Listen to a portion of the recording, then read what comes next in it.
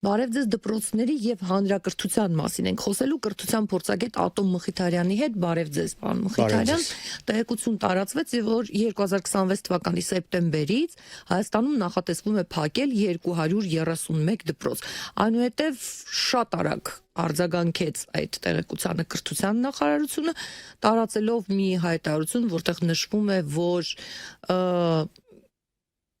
տեղեկությունը չի համապատասխանում իրականությանը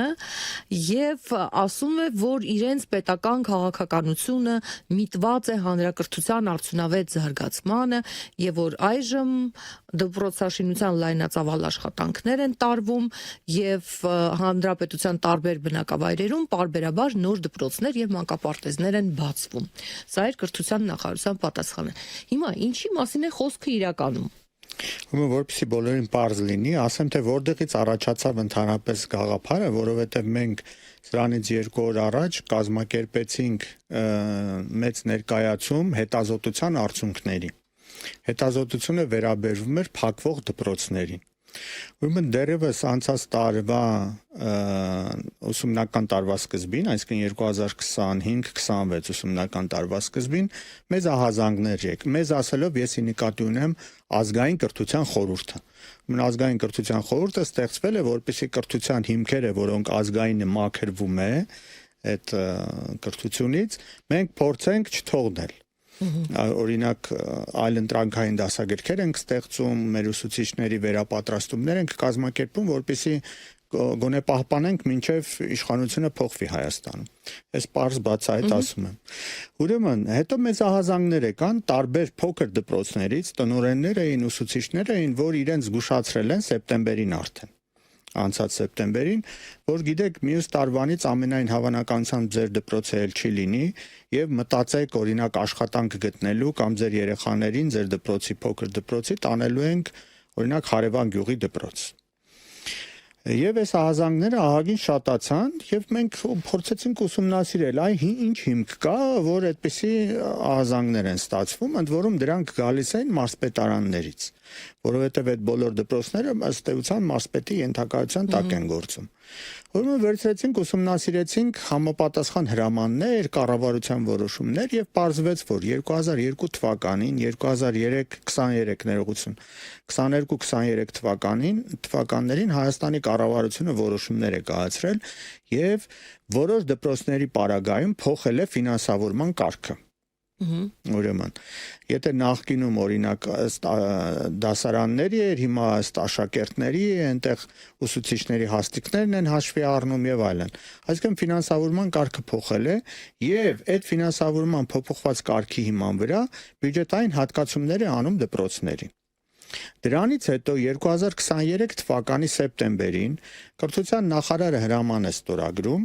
եւ կազմվում է այդ հրամանով ցանկ, որի մեջ 230-ից ավելի դպրոցներ են, որոնք կոչվում են հրամանի վերնագիրն է, էլի, ուրեմն կրթության հասանելիության ապահովման ցանկում ընդգրկված դպրոցներ։ Ուրեմն պարզվեց, որ բոլոր այդ դպրոցները, որոնք այդ ցանկում ընդգրկված են, բոլոր տեղերում աշակերտների թիվը 100-ից պակաս է։ Եվ բոլոր այդ դպրոցները նախապես զգուշացվում են, որ այդ ձեր դպրոցները կլաստերիզացվելու են, այսինքն մի քանի գյուղի դպրոցներ միավորվելու են եւ երեխաներին տեղափոխելու են փոքր գյուղերից դեպի գյուղական այդ կենտրոնական դպրոցներ եւ այլն։ Ահազանգները ահագնացան հոկտեմբեր-նոյեմբեր ամիսներին, երբ որ արդեն շատ կոնկրետ էր, նաեւ տնօրեններ կային, որոնք ասում էին, «Էլ ինչ իմաստ ունի մենք այդ վերապատրաստում, լիցենզավորում մնացած բաները անենք, որովհետեւ մեր դպրոցը էլ չի լինելու»։ Ուրեմն ուսումնասիրեցինք արդեն հաջորդ քայլով այդ համապատասխան հրամանը եւ պարզվեց, որ այդ հրամանում սկզբից ներգրավված էր եղել 236 դպրոց, հետո նախարարի տարբեր տարիների հրամաններով դուրս են եկել մի քանի դպրոցներ եւ վերջի 2 դպրոցը դուրս էր եկել այդ ցանկից 2026 թվականի հունվարի 30-ին հիմա։ Եվ այդ դուրս եկած դպրոցներից մեկ օրինակ Բագարանի դպրոցն է, որտեղ աշակերտների թիվը 113 է։ Այսինքն 100-ից ավել է, նրանք հանում են, իսկ մյուսներին ամեն դեպքում մտածում են, այսպես ասած նորից, օպտիմալացնել ծախսերը եւ նրանց կենտրոնացնել դպրոցներում։ Ուրեմն ծրագիրը ենթադրում է, որ նորից եմ ասում, վերնագրում որևէ տեղ չկա դպրոցների փակում, լուծարում, մնացած բաներ, այլ կրթության որակի լավացման համար եւ հասանելիության ապահովման համար եկեք այս գյուղի որտեղ կա օրինակ 80 աշակերտ դպրոցում, այս մի գյուղում էլ կա օրինակ 90 աշակերտ, եկեք այս 80 աշակերտին ամեն օր տեղափոխենք այս մյուս գյուղ, այս մի դպրոցը ազատենք, դասերը կազմակերպենք այս մի դպրոցում եւ այդպես 231 ուրեմն դպրոցն։ Իսկ ով է տեղափոխում կա նշում, այսինքն դա տեղական իշխանությունը պիտի ապահովի, դպրոցը պիտի ապահովի, ճանապարհներ կան թե ոչ։ Հիմա այստեղ առաջանում են շատ հարցեր, այդ հարցերից մեկը դա է օրինակ, ինչպես է ապահովում, արդյոք դա բյուջետային ծախսերով պիտի անեն, արդյոք համայնքային ծախսերով պետք է դա կազմակերպեն, ոչ ոք չգիտի այս մասին։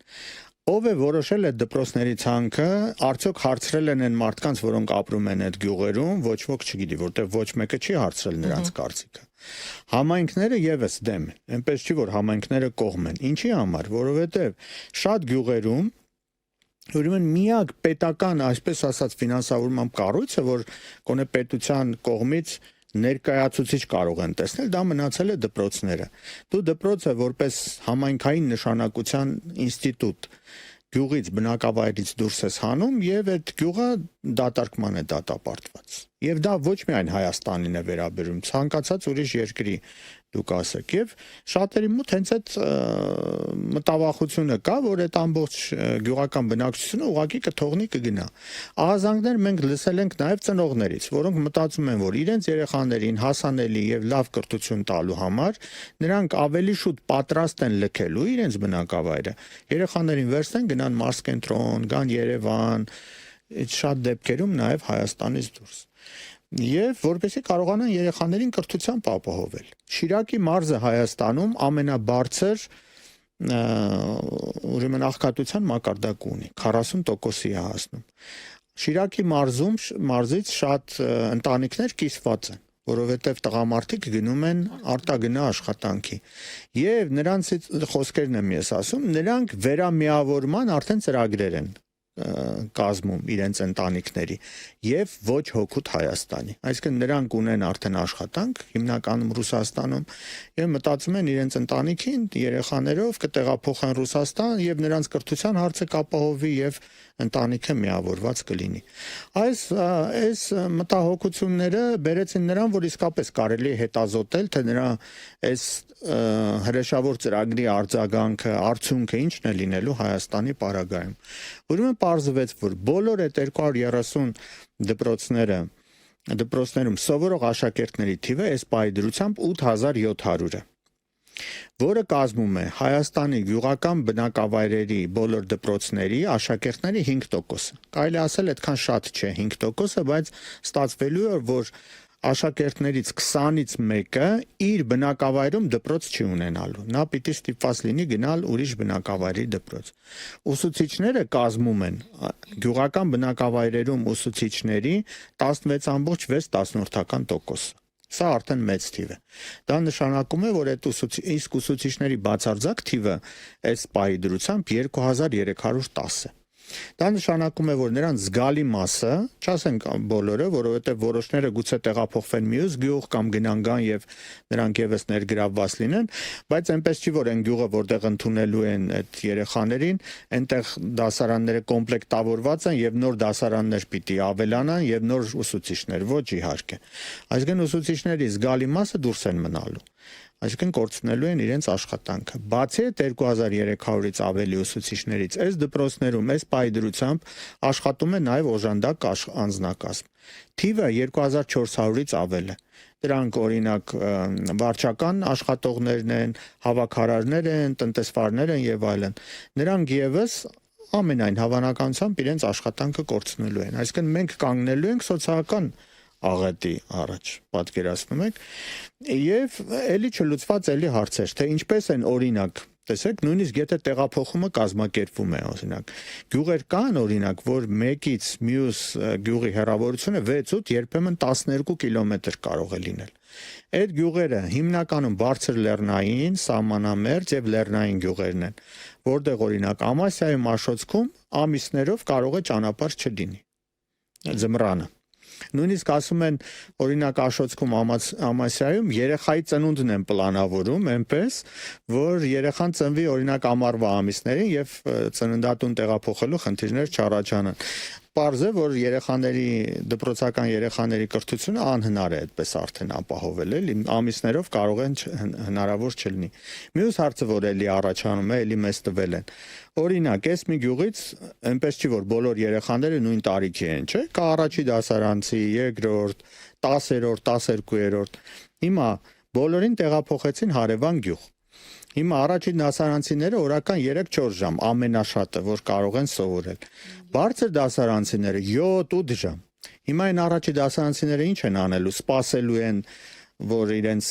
ավակ ընկերները ավարտեն դասերը, հետո տեղափոխեն, թե ինչ է լինելու, այսինքն ով է նրանցով զբաղվելու այդ 3-4 ժամը առնվազն։ Եվ բազմաթիվ ուրիշ հարցեր, ինչ են անելու տնօրենները, չէ՞ որ ասենք միջինը 4 տնօրենից մեկն է հիմա աշխատելու։ Նրանք, չգիտեմ, ուսուցիչ են աշխատելու, թե ինչ են անելու, որ առավել եւս որ այդքան թափուր տեղեր կան, այսինքն նրանք եւս գալիս են այդ բաց տեղերը լրացնելու, այսպիսի հազարավոր հարցեր են առաջանում։ Էլի մի քանի թիվ ասեմ, որ գուցե հետաքրքիր լինի։ Ուրեմն, այդ 230 դպրոցներից 55-ը սահմանամերձ բնակավայրերում են։ 55 սահմանամերձ բնակավայրերում գործող դպրոցներից 27-ը Սյունիքի մարզում են։ Կեսը Սյունիքի մարզում են։ Դա նշանակում է մի քանի տարի հետո ուղղակի, ասենք, մի քանի տարվա ընթացքում ծերերը միան կապրեն այդ բնակավայրերում եւ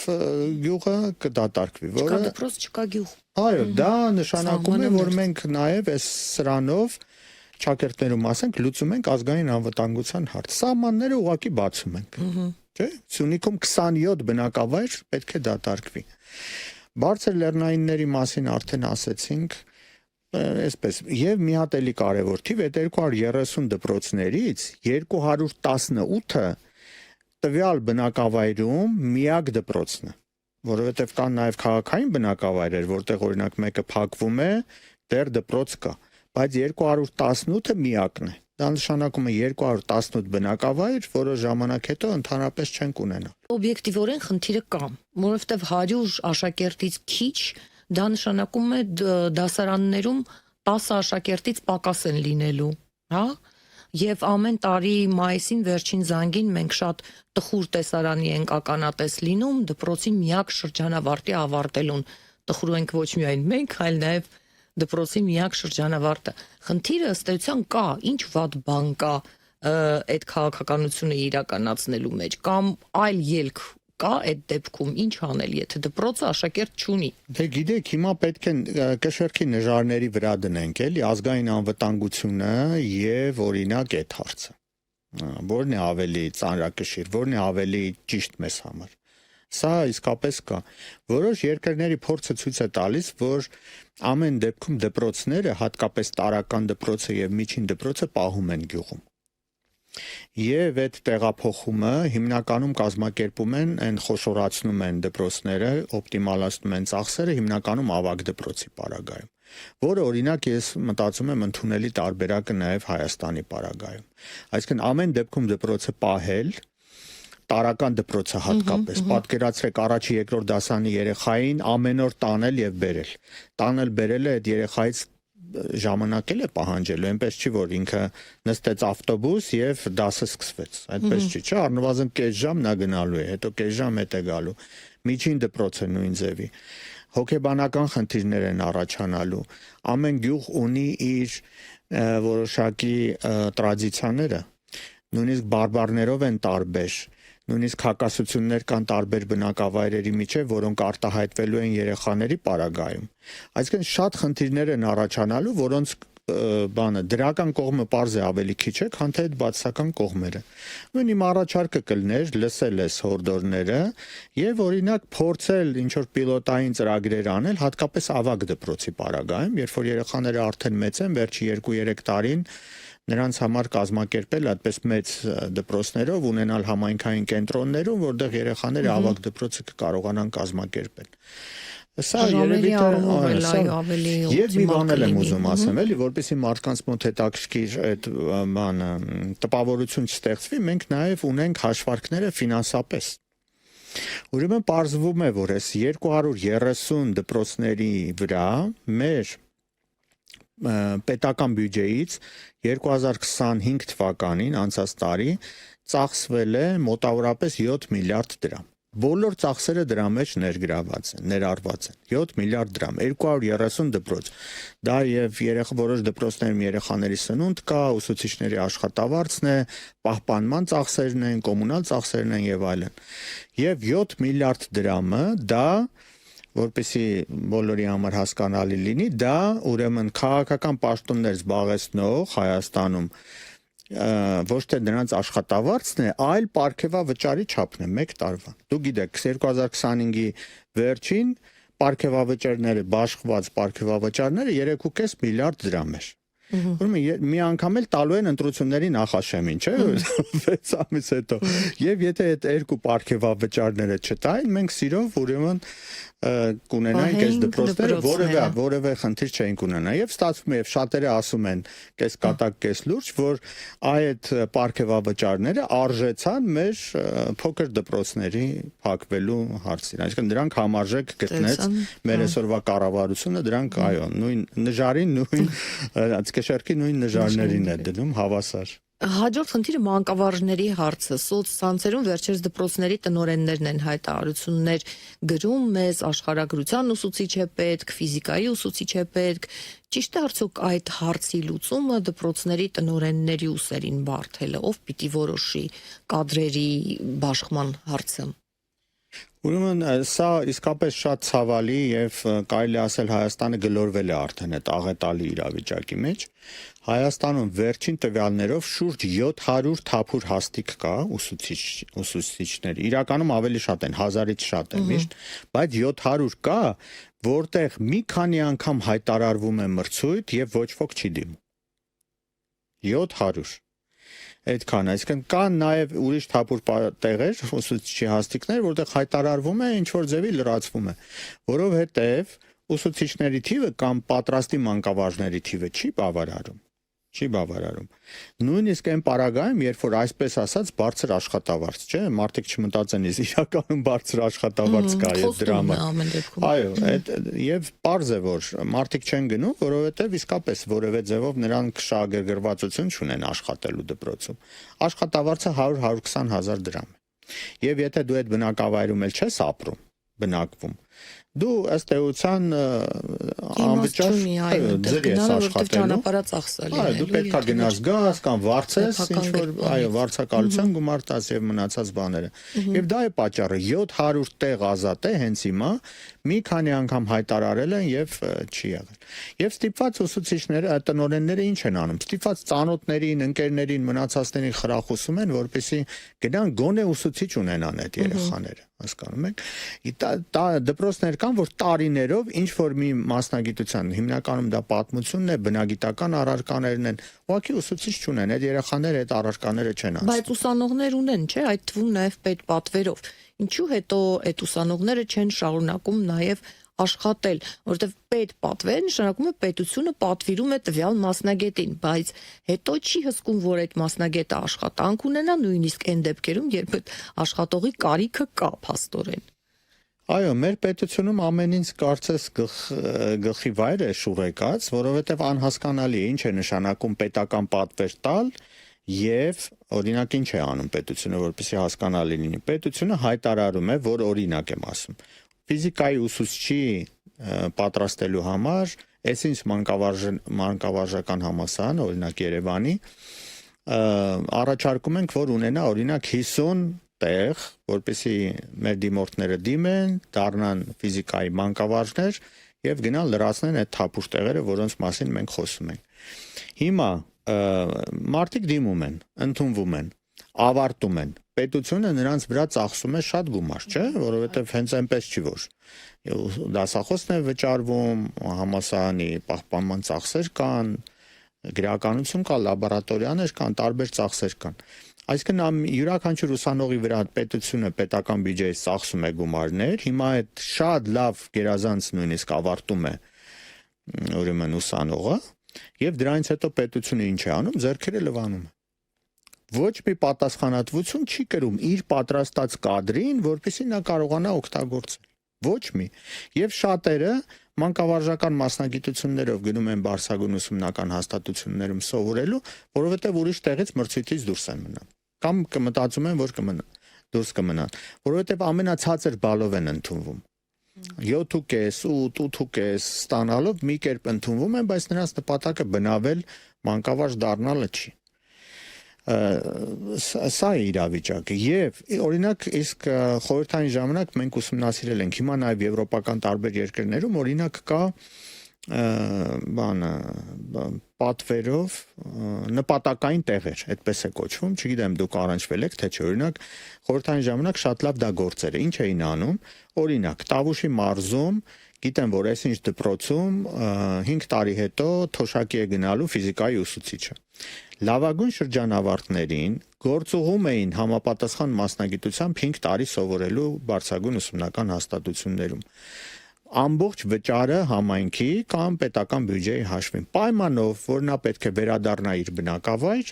եւ առնվազն 5 տարի էլ աշխատի որպես ֆիզիկայի ուսուցիչ եւ այդպես շատերը գնացել են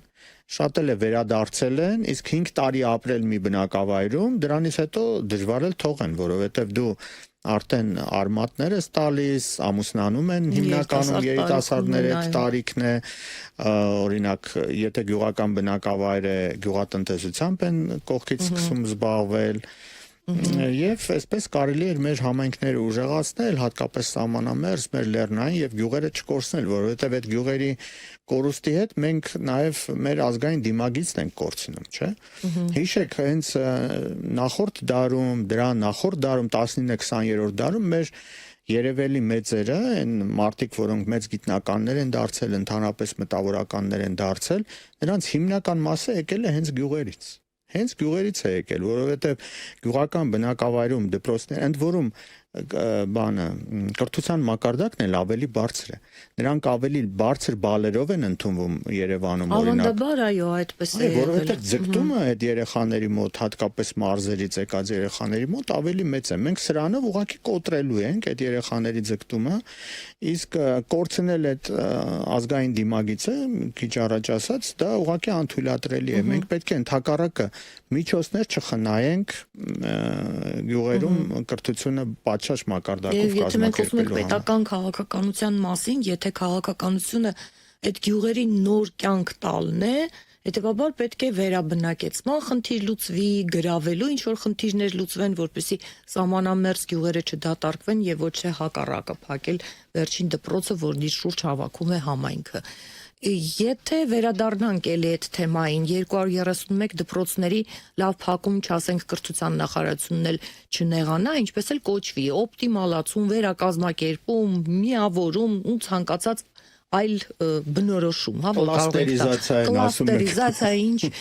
վերնագիրել ուզում է դնենք դրան։ Դա անկասելի process է, այսինքն հնարավոր է ինչ որ կերպ կանգնեցնել պետական այդ գործընթացը, որը փաստորեն կառավարության որոշմամբ արդեն ունենք։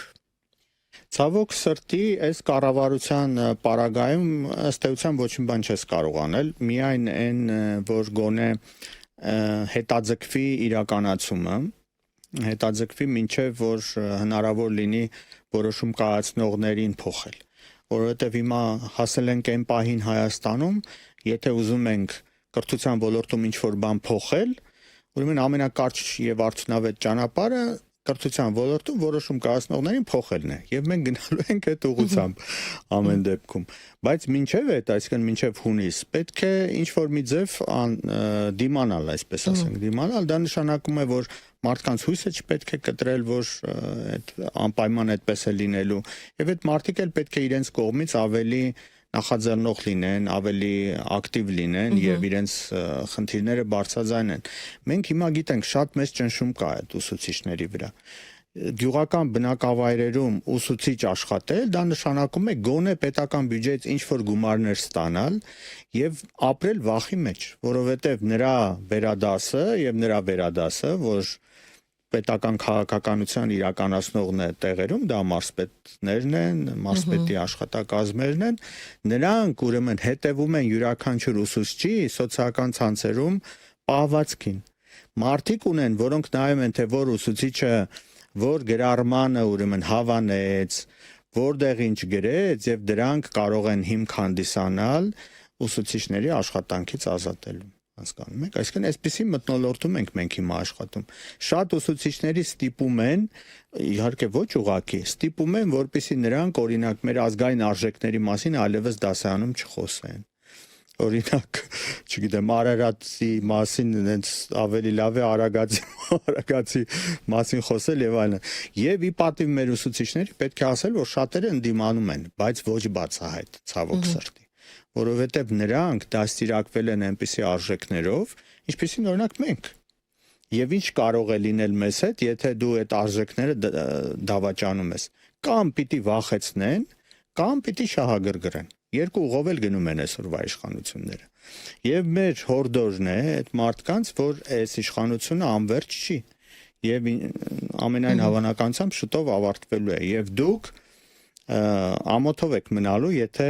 օրինակ այդպես եք ձեզ պահում։ Ես հիմա ուղիղ դիմում եմ նրանց, որովհետեւ շատերը զանգում են, ասում են դե լավ չասեք հանկարծ, որ ես եմ ասել, բայց մեր դպրոցում էս ինչ վիճակն է։ Խոսվում է 231 դպրոցի փակման մասին, բայց մոտավորապես, եթե չեմ սխալվում, 300 նորակառույց դպրոց է լինելու։ Ուրեմն այո, այդ կառավարությունը ունի նաև մի ծրագիր, որը կոչվում է 300 դպրոց եւ 500 մանկապարտեզ, եւ այդ ծրագիրը ենթադրում էր